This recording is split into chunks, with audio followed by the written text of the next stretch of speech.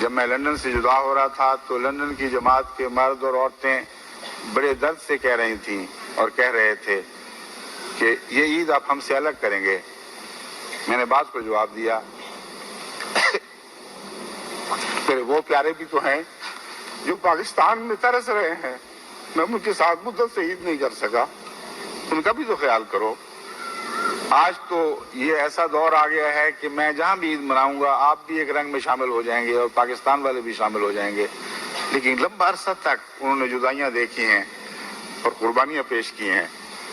بس خلیفہ وقت تو ایک ہی ہوگا جب بھی ہوگا، جماعت نے تو عالمگیر ہونا ہے اور ہوتے چلے جانا ہے، بس وہ جہاں بھی ہو سب کا سانجہ ہے، سب کے ساتھ ہے، جسمانی طور پر نہیں تو روحانی اور قلبی طور پر ہمیشہ آپ کے ساتھ رہا ہے، آپ کے ساتھ ہی رہے گا۔